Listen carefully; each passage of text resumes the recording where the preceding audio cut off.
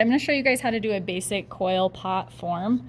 So you always want to start with a base. Now you can create your base with a coil, but I have my kids create them with slabs. So you can roll out a slab and cut out the shape according to your plan.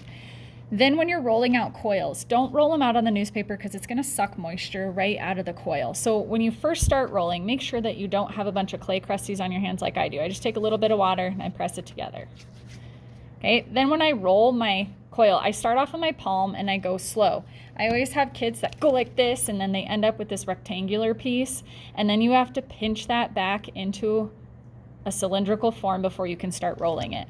So just start with your palms, go slow, get a basic coil started. You can't roll it all in your palms.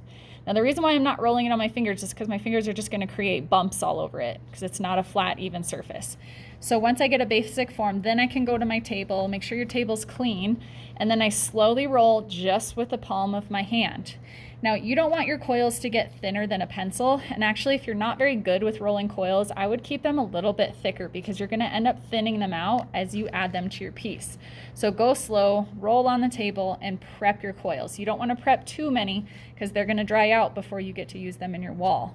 A majority of the time you're bending your coils, so you want nice soft clay for this. If your clay keeps cracking, you have to recycle it. So if you're at home, you have to hand recycle. If you're in class, you guys can grab the plastic clay from the bucket with the teal paper on it. All right, so I'm gonna show you guys just a basic instruction on how to attach this to your base. So I just add a little bit of water where I'm about to attach it. I'm not adding slip right now. That just helps it stick. And then I'm gonna add a little water in between. Now, I don't want this big gap right here, so I'm gonna plan ahead, and I'm actually gonna pinch this so that way it's a smoother transition from one coil to the next, and I can overlap over the top. That's one choice.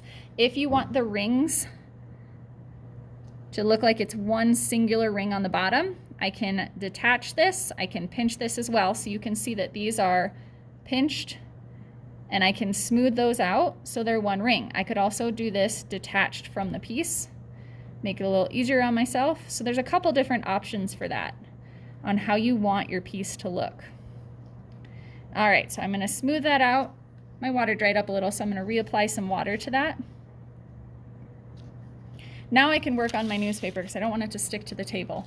Now, if I'm not scoring and slipping, if I'm just adding that little bit of water, I do have to take at least a third of the clay and smash it down into the surface. You see, I have a wooden tool. If I'm at home, I can just use my finger, or I can use the end of a butter knife to help pull that clay, because this is a small space. And it just depends on what makes you guys more comfortable with this. You wanna smash these down at least every 2 rings. I like to do it every single time I add a ring, but when kids end up adding 6 coils as they're going and then they try to stop to smooth it in, it tends to break apart their walls. Now, it's the same thing with scoring and slipping. If I attach this, if I press this down, yes, it's gonna stick to it. But if I don't smash the inside and press that together, then the coils are gonna dry and separate from each other. Now, we're doing something called exposed coils on the outside. We're not gonna smooth this in for this coil piece. The inside is unexposed coils. If I wanted to make, say, a Greek vessel, I could smooth out the outside as well, but for this project, we're not going to do that. We are, however, going to add some decorative coils. So if I wanted to make a spiral, I roll a coil and I taper the edge. So I already have this one prepped. And then I add a little bit of water to the outside because I know I'm going to be bending the clay and it's going to crack a little bit. So I just very slowly roll that spiral. And then before attaching it to the wall, I'm going to create that tapered edge, and I'm also going to attach it together on one side. So I just put it in the palm of my hand.